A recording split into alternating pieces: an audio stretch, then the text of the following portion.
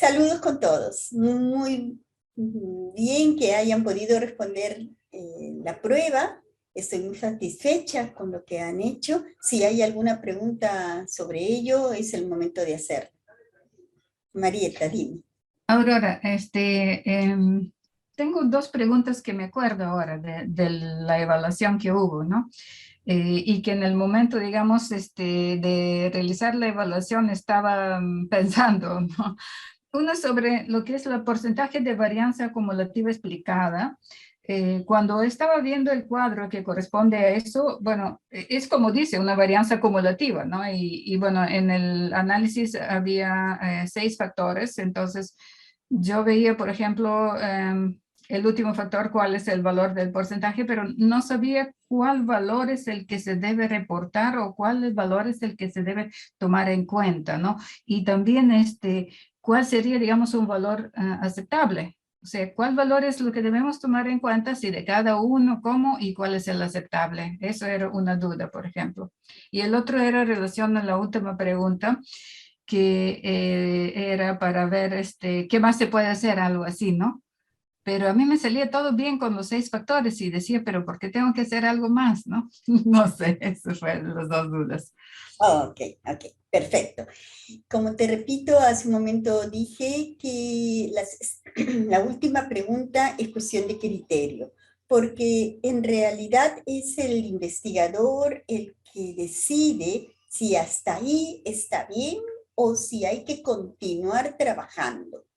Si el investigador prefiere ajustar un poco más, acordémonos que es un análisis factorial exploratorio. Y en el análisis factorial exploratorio es para investigar lo que está ocurriendo.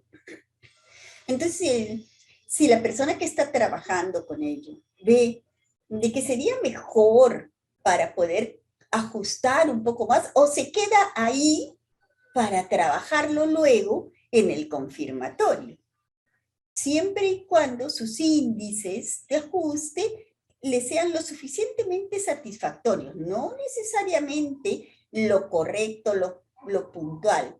Por eso es de que en esa última pregunta, si bien es cierto, hay la mejor opción para responder, las otras también son válidas.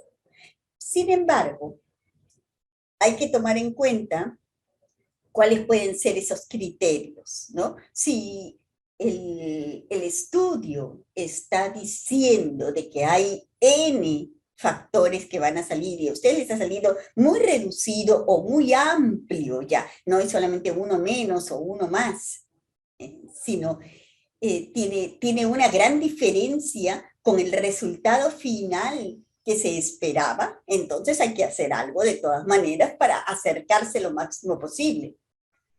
Pero si está bastante acercado, si está sobre lo esperado, ¿vale? Y ya en el confirmatorio se podrá saber si es que verdaderamente eso está funcionando o no, ¿ok? Y con eso respondí tu segunda pregunta, ¿verdad? Sí. Ok. Con respecto a, me dijiste ya, la varianza, ¿no? ¿Será? Sí, la varianza acumulada explicada, el Ok. porcentaje de esta. En la varianza acumulada, cuando ustedes sacan la cantidad de factores y sale su tabla, en esa penúltima columna, o mejor dicho, la última columna de las varianzas, la acumulada, ahí va a salir ese último, la última línea sobre qué número de factor es de que se está planteando. Si se están planteando 4 factores ahí al final, o 5, 7, lo que sea, ese último valor, esa es la varianza total explicada, ¿ok? ¿Deseas Sí. de que te haga verlo en el SPSS? No, no, no es necesario, sí está claro. Lo que sí, no sé si hay algún valor que, digamos, es recomendable que tenga esa varianza última. Sí, lo normal, como habíamos comentado en clase, muchos autores prefieren de que eso esté sobre 60. es bastante bueno considerar que esté sobre un 60% de explicación toda la variabilidad del sistema en el que ha salido. Pero si estamos en un 40 o 30, dependerá también del tipo de estudio que se está realizando. Como les he dicho, todo depende de qué cosa es lo que se está haciendo. Pero en el caso de este trabajo existía bien un número apropiado, sí, creo que salía 60 y algo, me parece, no recuerdo, discúlpeme, pero ese valor está indicando de que todos esos factores, así como se están planteando, tienen una variabilidad entre ellos que puede ajustarse hasta un 60%. Esa es la variabilidad total explicada. ¿Ok? Entonces, o el número que haya salido, 57, lo que sea. La idea es de que, lógicamente, como son varias líneas las que aparecen, lo que se está diciendo es que en la primera línea, si consideramos un solo factor, sale esta variabilidad, esta varianza, ¿ok? Con un solo factor. Y según como vamos abriendo los factores, cuanto más factores, más va bajando. ¿Ok? Sí, gracias, Aurora, sí. Bien. ¿Alguien más te estaba preguntando algo sobre la prueba primero? Sí, yo levanté la mano. Miriam, por favor, Sí. dime. Sí, un poco también sobre esta quinta parte, que es donde nos hacían eliminar el MUL 9. Por ejemplo, ¿no? A mí también me salió que estaba bien. Bueno, aparentemente todos tenían más de 0.7 los factores, inclusive la varianza que salió 70.373. Entonces, por esa razón es que ahí respondí, ¿no? De que la matriz patrón, si bien es cierto, MUL tenía un grupo para un factor y otro grupo para otro factor, pues esa es mi pregunta, ¿no? O sea, también hacia ti, ¿no? Si eso se considera como aceptable, porque para mi mover, sumando más de 0.70, parecía que sí. Entonces, cuando la pregunta 13, uno dice, ¿puede considerarse como aceptable la matriz patrón? Pues le contesté que sí, y bueno, me sale incorrecta la respuesta. Y por esa razón es que para mí también, como todo estaba bien, en la 20 decidí no hacer nada, porque me parecía que ya se había logrado el óptimo. Entonces, pero ahí la respuesta dice que es extraer factores según un número fijo de factores, que no entiendo mucho esa respuesta, que supuestamente es correcta, aunque tú has mencionado algún tema de criterios. Entonces yo quisiera de repente que pues, me expliques eso, o sea, si cuando uno encuentra de que un conjunto de variables, un grupo está relacionado con otro factor y otro grupo, ¿no? Con otro factor, ¿qué se hace? Si eso se considera correcto. Y porque para mí mover es aparentemente sí, pero y también qué significa extraer factores según un número fijo de factores, ¿no? O sea, esa respuesta no es la respuesta correcta a esa pregunta 20, ¿no? ¿Qué es lo que se tendría que hacer? Ok. Porque yo, por ejemplo, ahí pensaba que ya estaba todo bien al final en la parte 5 y bueno, ahí he tenido 2 puntos menos, ¿no? Pero bueno, quiero saber una explicación de la Sí, respuesta, por sí, con favor. respecto Gracias. a esas preguntas que son más que nada de criterio, las lógicamente van a ser reconsideradas, porque después cuando lo he estado viendo y viendo los resultados, he notado la posibilidad de que ustedes consideren de que eso está bien. Y como estamos en el factorial, dije, verdad, en el factorial es válido, ¿ok? Así que ahí no se preocupen en cuanto a la puntuación. Pero, ¿por qué estoy diciendo, por ejemplo, en la pregunta 13, preguntan, ¿puede considerarse como aceptable la matriz patrón? Ustedes conocen cuál es la matriz patrón. ¿Y cuándo podría considerarse como aceptable? Eso es en función al criterio de cada investigador. Pero la idea era un número fijo de factores originalmente. ¿Ok? Porque se vio, de acuerdo a la base de datos, cómo es que estaban planteada esa agrupación. Entonces, si les había salido un número diferente de factores, más o menos, eso depende de lo que les haya salido, habría que haber visto si verdaderamente es igual al planteamiento original, a la supuesta hipótesis que se había hecho cuando se entregó la base de datos. Porque así es en los que trabajan este tipo de investigación a veces no tienen, no reciben la información apropiada, sino solamente la base de datos. Felizmente en esta base de datos estaban las agrupaciones marcadas y estaban las preguntas escritas. Es probable que en muchas bases de datos no se presente estas cosas y se requiera información adicional para poder tomar decisiones. Entonces, si el planteamiento era 5 o 6, no recuerdo, y a usted le salió otro número, que eso es lo que se está viendo, entonces, no hay que hacer nada más. Está bien, estamos viendo de que está en promedio 0.7 para arriba, se han agrupado donde deben de agruparse, entonces está bien. Pero si hay una diferencia, entonces, y no podemos visualizarla normalmente, entonces podemos agarrar y poner dentro del mismo SPSS un número de factores exactos. Y si el número de factores era 5, lo bajábamos a 5. Y lo podíamos trabajar con 5. Entonces, esa es la idea de decir si es que no resulta, ¿qué se puede hacer? Siempre y cuando se considere que ese no resulta, no es lo que estamos esperando. ¿Ok? Y lógicamente, si ustedes consideraron de que eso estuvo bien, el siguiente paso, al final, la última pregunta, si ya no hay nada más que hacer, ya no hay nada más que hacer.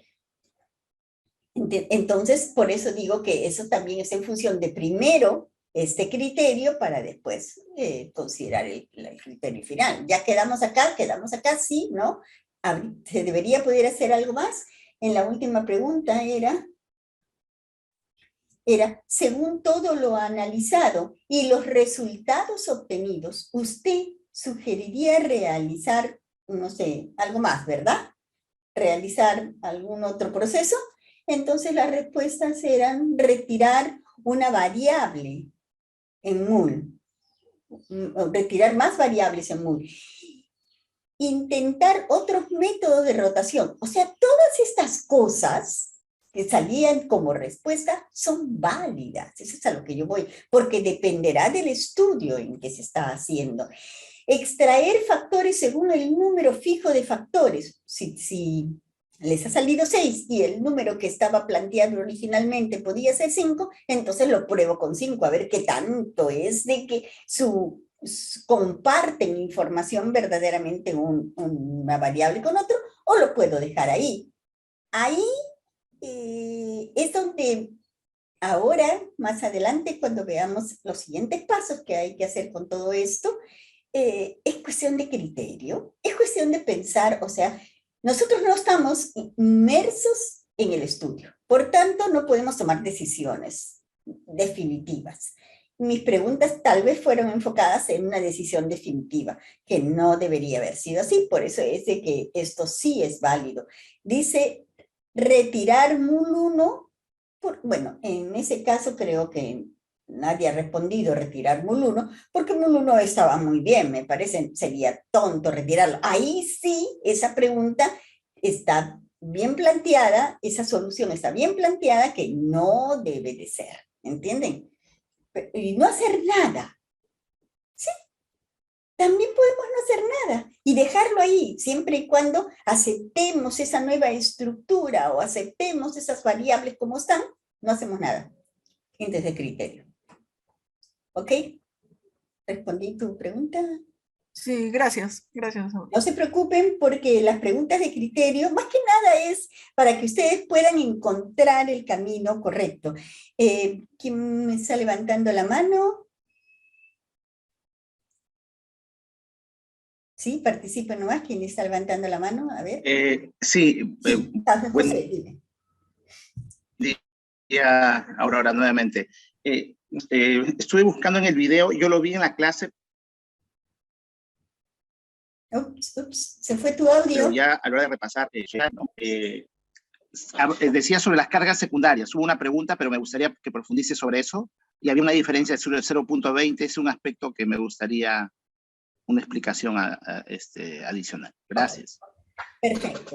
Cuando nosotros tenemos una variable que enfoca a dos factores, o dos factores están tendiendo a dar esos resultados de esa variable, porque así es el planteamiento, los factores tienden a la variable. Entonces, quiere decir que esta variable está sopesándose entre esos dos factores. Por tanto, eso nos puede perjudicar en el análisis, en el estudio, no en el planteamiento. ¿Qué pasó acá? Lo más probable es que cuando se hacen cuestionarios y se hacen preguntas, no ha sido bien enfocado el entendimiento hacia las personas de que se les ha hecho las preguntas. Es lo más probable. O sea, han entendido de una forma distinta o han planteado su entendimiento bajo dos criterios. Y por tanto, cuando les correspondió las preguntas, lo plantearon bajo dos alternativas. Y los resultados votan de que dos factores apuntan a una sola variable. Entonces, ahí hay que analizar qué sopesa más. ¿Qué es más importante para nuestro estudio? Si este factor o este otro factor. Pueden ser varios, lógico, pero vamos a hablar como si fueran dos. Si este factor influye más en esta variable o es este factor el que influye más. Olvidamos ahora si las personas lo entendieron o no lo entendieron. Ya tenemos las respuestas, ya no podemos dar marcha atrás ni hacer corrección de cuestionario. Entonces, ¿cómo uno puede saber a cuál le pesa más? ¿Cuál factor influye más sobre esa variable? Por su puntuación. Y si los dos tienen una puntuación semejante, baja, alta, media, no importa, semejante, hay que decidir por uno de ellos. Si se asemejan mucho, ya estamos fritos. Ya no hay cómo decir para ti o para ti va la variable. Pero si tiende hacia uno, va, nos vamos hacia ese factor. Ahora, ¿por qué el punto 2? Porque en muchísimos estudios, muchísimos investigadores, cuando han realizado esto y han encontrado estos problemas, la puntuación de diferencia, cuando es muy cercana de punto 2, o sea, uno de ellos es punto 63 y el otro es punto 43, hay mucha cercanía. Oh, pero 63 es mejor. Sí, es mejor. Pero el otro también pesa, es 43. Y si fuera bajito, y si fuera 41, 1, y el otro 21, pero el 41 es mejor, sí. Pero ese 21 quiere decir que hay un 21%, por así decirlo, de personas contra un 41. Ah, 41, sí, pero la idea es de que haya una buena diferencia, que ese factor influya tanto como para decir, ven, tu variable para mí. ¿Ok? Por eso ese era 0.2 de diferencia. Y eso es lo convencional y lo que se ha detectado en múltiples estudios. ¿Ok? Ok, gracias. ¿Sí? ¿Quién más está con la mano levantada? ¿Alguien más? Solamente la duda, Aurora, si correspondía hacer algo más como parte del análisis factorial exploratorio cuando vimos que esa variable se dividió en dos factores. Claro, como les estaba explicando, depende de la idea o del planteamiento real que se tiene sobre el estudio. Y sí, podríamos haber hecho porque en la respuesta decía poner 5 factores. Bueno, no decía así, sino poner estrictamente la cantidad de factores que se tenía que hacer. Salieron 6, no nos conviene que sean 6, entonces trabajamos con 5. Y entonces ahí sí vale la pena continuar el exploratorio modificando esa situación para que no se desgregue ese último factor en 2 y se mantenga en 1, como habíamos estado trabajando. Si ustedes recuerdan, habíamos estado trabajando solamente sin desgregarlo, ni siquiera lo habíamos visto. Entonces, cuando hemos trabajado ahora, bajo otro criterio, bajo un planteamiento, hagan esto, hagan lo otro, quiten esto, quiten lo otro, ¿ok? Sale esto. Entonces, ¿cuál es lo mejor? Bueno, estará en función de los especialistas, ¿no? No hay más, no hay otra. Por eso es de que sí, es viable hacer algo más. ¿Cómo? Depende de lo que se plantee. ¿Ok? Dime, José. Sí, Aurora, ¿cómo impacta el tamaño de la muestra? Imaginemos que nosotros tenemos 400 casos y de los cuales, no sé, 250 son hombres y el complemento son mujeres. ¿Eso repercute, influye, tomando en consideración que el tamaño mínimo de la muestra deben ser 200 teóricamente o lo hemos calculado? ¿Hay un impacto en ese sentido? Por supuesto. La idea es de que tengamos siempre la mayor posibilidad de discernir con información apropiada, ¿verdad? Entonces, si ahora, cuando nosotros hemos trabajado 400, dijimos, maravilloso, ese número es espectacular, nos sirve de maravilla. Trabajamos todo, pero nuestro trabajo estaba dirigido a hacerlo por grupos. Y al hacerlo por grupos, los análisis se separan. Y al separarse, cada grupo tiene su tamaño de muestra. Y ya 200 y pico o menos de 200 puede causar problemas, porque sabemos perfectamente de que el número 200 ya es el que está en la cuerda floja, especialmente para un modelado de ecuaciones estructurales. Entonces, todo parte de cuál es nuestro planteamiento, nuestras hipótesis iniciales. Y ahí se hace el tamaño de muestra. Si existe, vamos a hacer información sobre X situación. ¿Ok? Pónganse ustedes el estudio que más acostumbran a trabajar. Pero tenemos información de edad, tenemos información de género, tenemos locación o país, ¿no? Rango socioeconómico.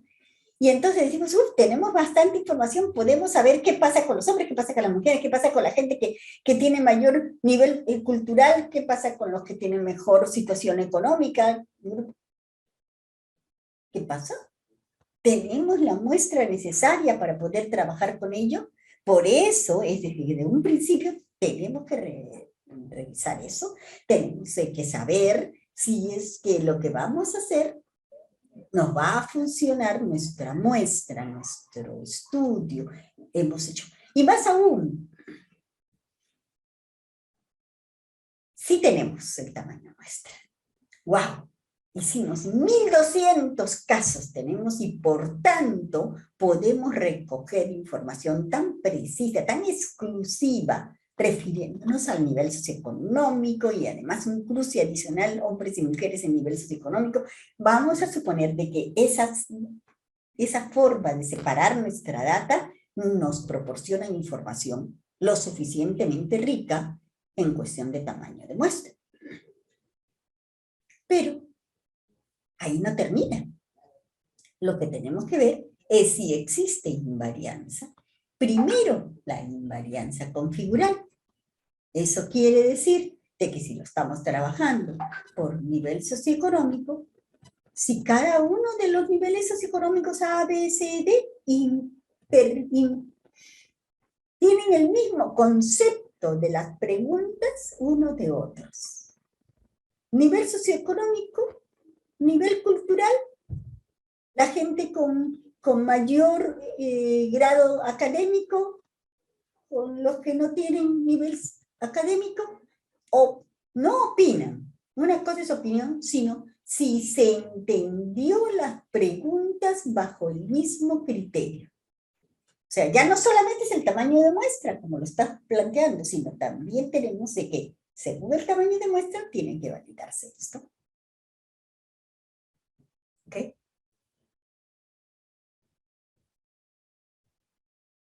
¿Algo más? ¿Está bien? Sí, gracias.